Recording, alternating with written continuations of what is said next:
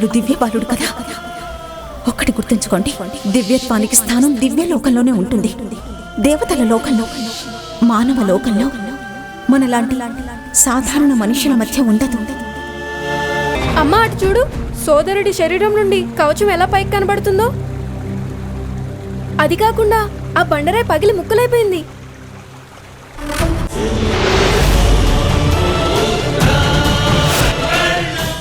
ఆ బాలుడు దివ్యశక్తి గలవాడు. కానీ ఒక చిన్న పిల్లాడి గురించి భయపడడం ఎందుకు? రోగం, రుణం, ఇంకా శత్రువు ఇవి పెరిగే కొద్దీ నష్టం వాటిల్లడం అనివార్యమని తెలుసుకోండి. ఈ రోజు అతన్ని మనం నిలువరించకపోతే రేపు అతడు మన అందరినీ నిలువరిస్తాడు. కానీ ఒక పిల్లవాడికి మనం ఎలా దండన విధించగలం? మహారాజా, ఒక 9 సంవత్సరాల పిల్లవాడికి శిక్ష విధించకూడదు. మనం పిల్లలకు శిక్షణ ఇవ్వాలి మహాశయ. బాధ కలిగించడం శిక్షణ ఇవ్వడంలో ఉత్తమమైన మార్గం. అర్థమైందా నీకు? ఆ బాలుడికి సరైన బాధ కలిగించాలి. జీవితాంతం అతను రక్తం చవిచూస్తూ ఉండాలి.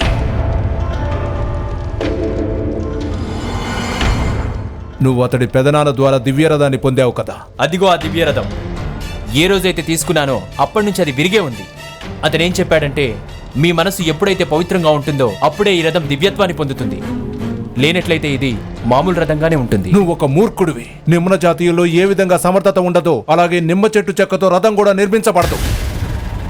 పద, నిన్ను మోసగించిన అపరాధ కారణంగా అతన్ని బందీగా చేద్దాం. కర్ణుడికి పెదనాన్న మీద ఎంతో ప్రేమ ఉంది. పెదనాన్న మరణాన్ని అతను ఎప్పటికీ మర్చిపోలేడు.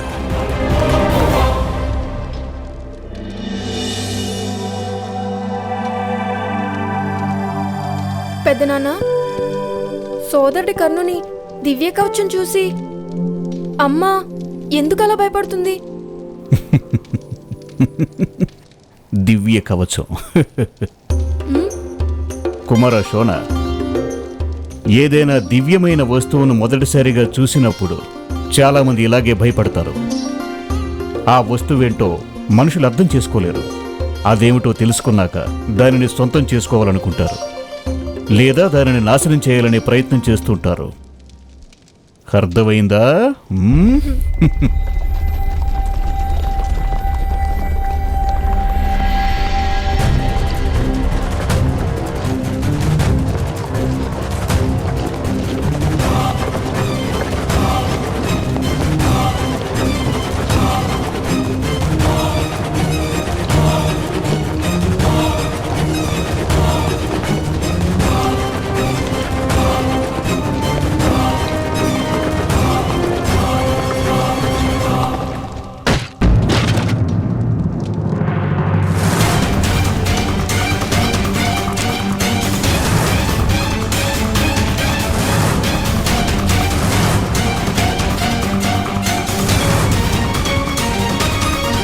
బంధించండి ఈ మోసగాడిని.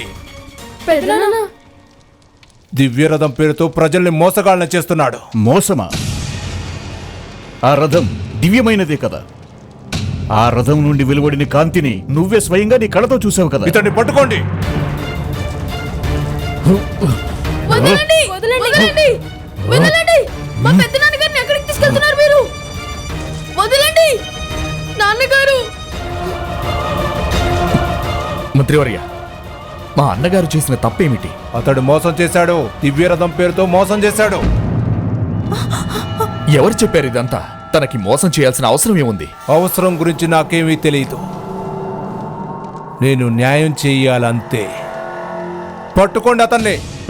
వదలండి. మహాశయ, మా అన్నగారు అలాంటి వారు కాదు.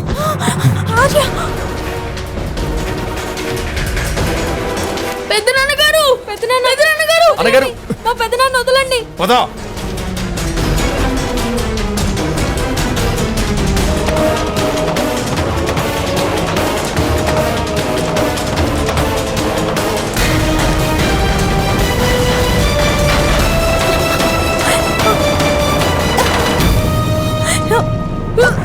సోనా!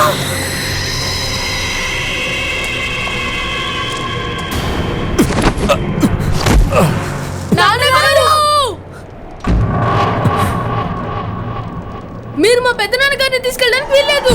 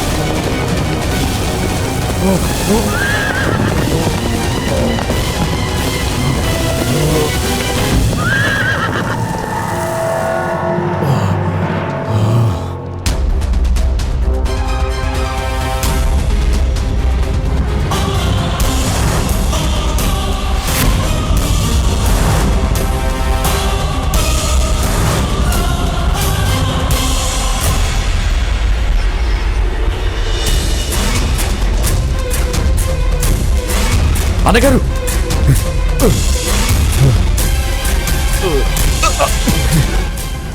అన్నగారు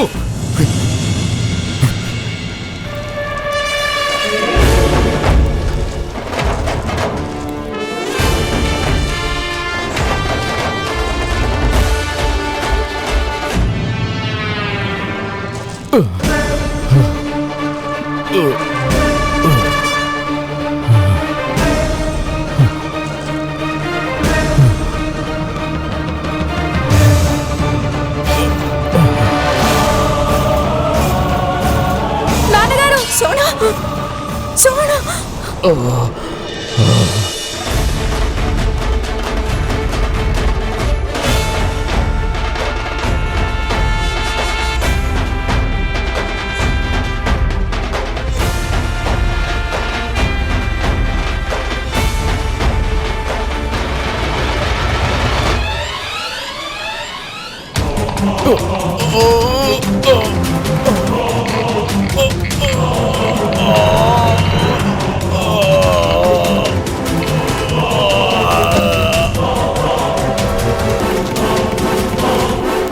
మోసం చేసినందుకు శిక్ష మృత్యువే ఉగ్రసేన.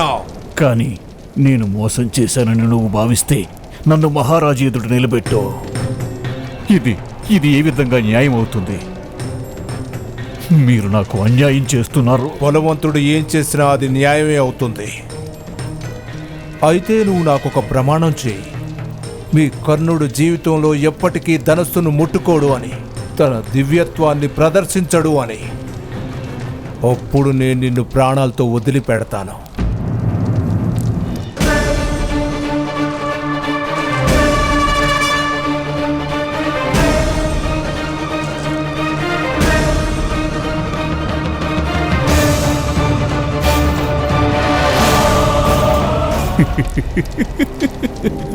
అయితే అయితే ఇదా కారణం? ఒక పిల్లవాడికి భయపడ్డా ఈ మహారథి? భయం కాదు, ఆలోచన ఉగ్రసేన. ఆలోచన మా ధర్మాన్ని, పరంపరను రక్షించాలనే ఆలోచన. ఇది క్షత్రియుడి కర్తవ్యం. ధర్మాన్ని రక్షించాలి కదా. కర్ణుడు నీ మాట వింటాడు కదా. తను నిన్ను ఎంతగానో ఇష్టపడుతున్నాడు కాబట్టి. అందుకనే నాకు ప్రమాణం చేయి. నువ్వు కర్ణుడితో ధనస్సు తాకొద్దని చెప్పాలి. లేదంటే నీ ప్రాణాలు అర్పించుకో. లేదు, కర్ణుడికి అణువణువున ధనస్సు నిండి ఉంది.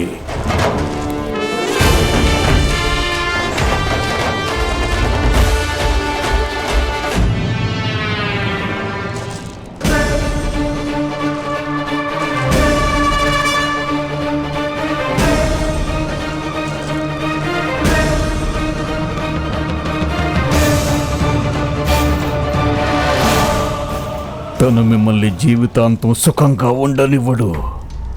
అంటించు, రా, త్వరగా నిప్పంటించు. మహాశయ, ఆ ఈశ్వరుడు నీకు తగిన శిక్ష విధిస్తాడు.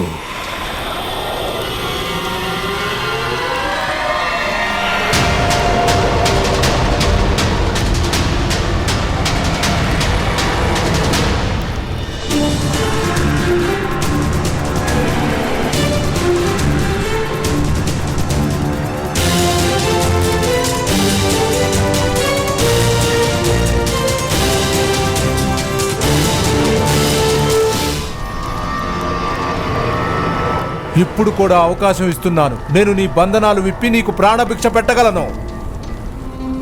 ప్రమాణం చెయ్యి ఉగ్రసేన. కర్ణుడి చేత ధనస్సు త్యజింప చేస్తావా లేదా? ప్రమాణం చెయ్యి ఉగ్రసేన, ప్రమాణం చెయ్యి.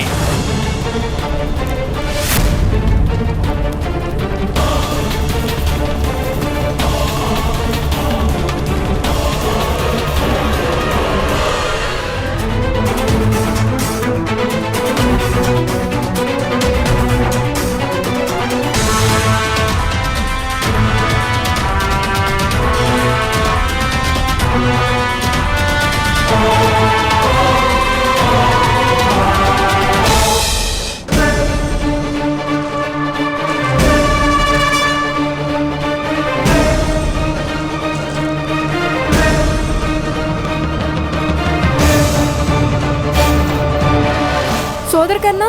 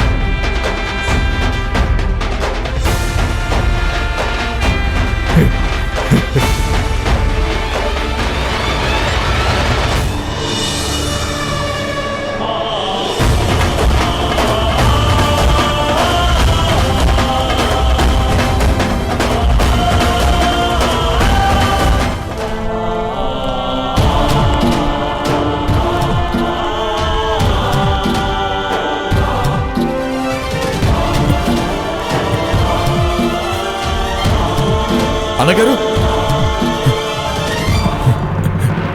పదండి.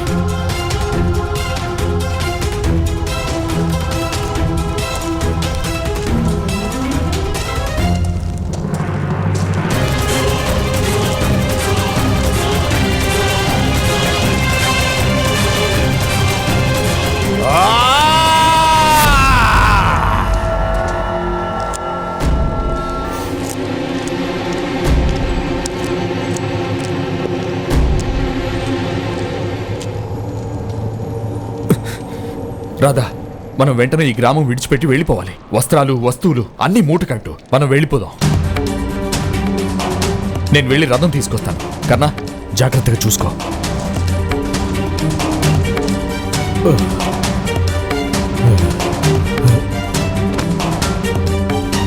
అమ్మా, మనం పారిపోవాల్సిన అవసరం లేదు. నా సోదరుడు కర్ణుడు అందరినీ ఓడించగలడు. పిచ్చి వాళ్ళ మాట్లాడుకో శౌన. అతనికేదో దివ్యత్వం ఉంది. అతనికే ప్రమాదం వాటిల్లదు. కానీ అతని మూలంగా నువ్వు మృత్యువాత పడతావు శౌన. ఎన్నిసార్లు చెప్పాను నేను, మనకు ధనసును ముట్టుకునే అర్హతే లేదు అని. కానీ నా మాట విన్నారా ఎవరైనా? ఏ జన్మలోనూ నేను చేసుకున్న పాపం ఇతని రూపంలో వెంటాడుతోంది. మీకెవ్వరికి అర్థం కావట్లేదు ఈ పిల్లవాడి మూలంగానే మనందరికీ మరణం సంభవిస్తుంది అని.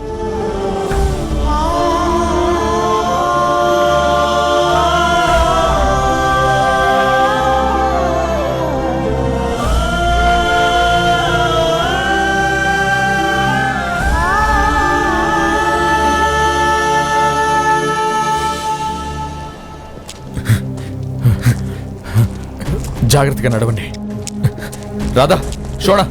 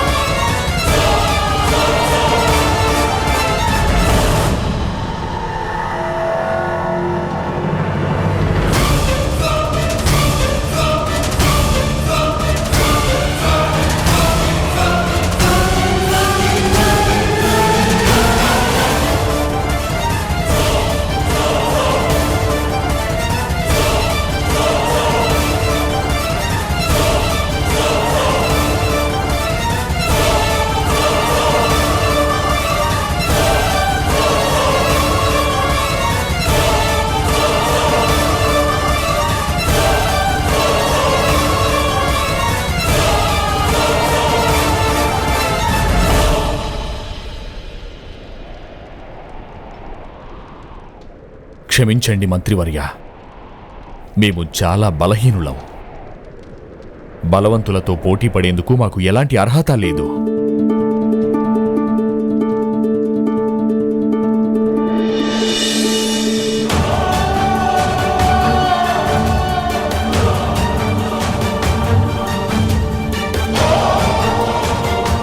క్షమించండి,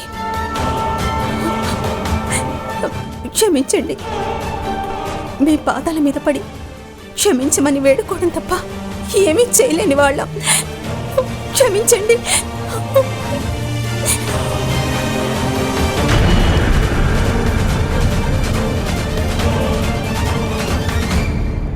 నీ కుమారుడు కర్ణ మాపై బాణాన్ని ఎక్కుపెట్టే సాహసం చేశాడు.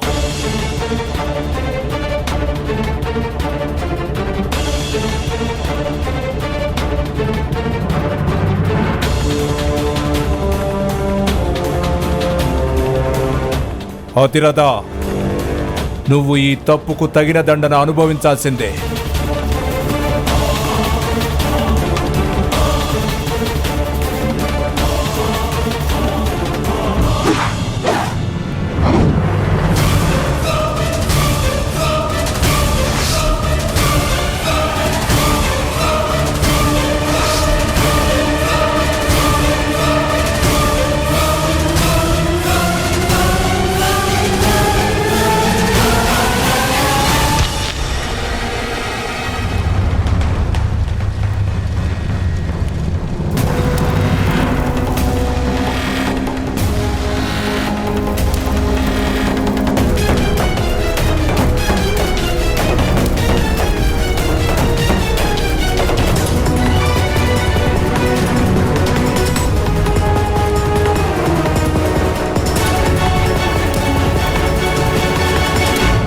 క్షమించండి మంత్రివర్య, కన్నా వచ్చి క్షమాపణ చెప్పు.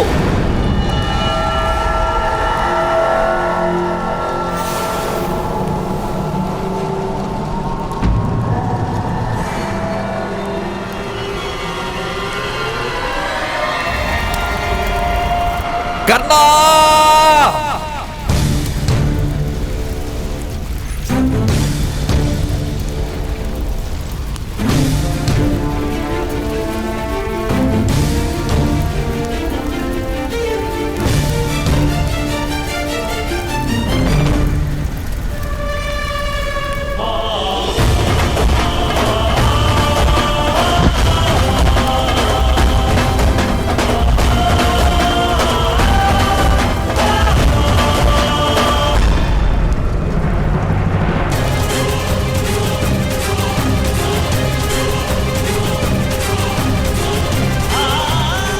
కన్నా!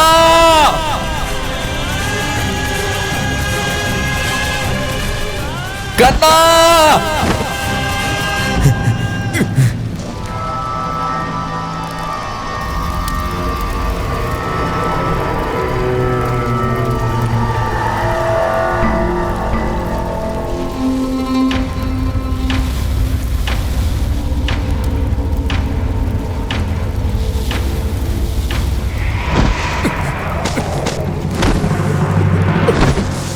నా కుమారుని రక్షించండి.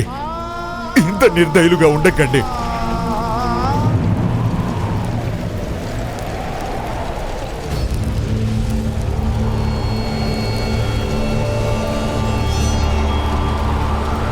మీరు మా పెద్దనాన్నగారి శిరస్సుని ఖండించకండి.